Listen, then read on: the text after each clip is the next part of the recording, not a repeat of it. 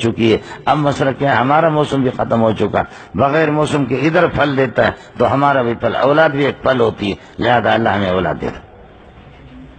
سمجھے؟ یہ ہوتا مجھ سے.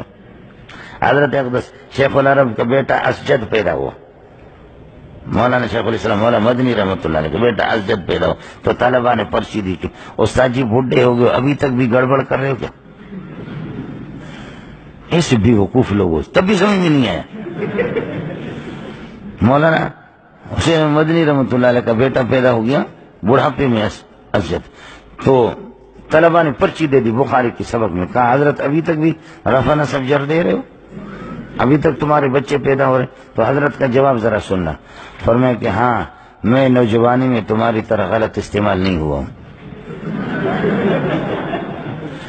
سمجھ رہی ہے کہ نہیں؟ اس لیے نوجوانی میں نے اپنی طاقت غلط استعمال نہیں کی ہے، میری طاقت برقرار ہے. 100 سال اگر زندہ رہوں تو تب بھی رفع نصب جر دیتا رہوں. اور جو اللہ آپ کا بھلا کرے شارٹ کٹ جو راستہ وہ ان کا مسئلہ خراب ہو جاتا ہے. سمجھ رہی ہے کہ نہیں؟ ابھی دیکھو کہ ہمارے غسل خانوں میں کبھی کبھی آدمی جاتا ہے تو پاؤں پھسل جاتا ہے.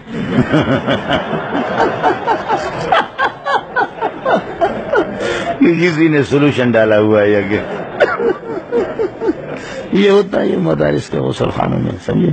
کالجوں میں، یونیورسٹی میں، کالجوں میں پھر بینگن بروزن مینگل.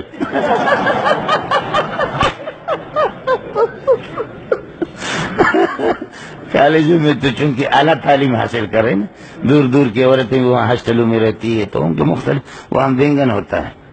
مینگن بروزن مینگل. مینڈک بینگن مینگل ایک ہی وزن ہے. سمجھی؟ تو کالج اور یونیورسٹی میں آدمی جائے وہاں جا کر کے دیکھتا آدمی کے اس طرح غسل خانوں میں وہاں پر بینگن پڑے ہوئی. سمجھے؟ استعمال ہوتے ہیں برابر. بینگن بھی حیران، بینگن بھی حیران یا اللہ کدھر استعمال ہو رہا ہوں.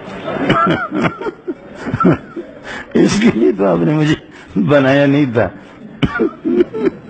طالب علم بڑے شیطان ہیں کہ اوپر سے دیکھ رہے تھے کہ کسی مکان میں وہ دو عورتیں آپس میں ایک دوسرے پر چڑھ رہی تھی. طالب علم نے پرچی لکھ کر کے لفافے میں ڈال کر کے پھینکا وہاں. سمجھے نہیں؟ پھینکا، اس میں لکھا ہوا تھا یہ خدمت اگر آپ ہمارے حوالے کریں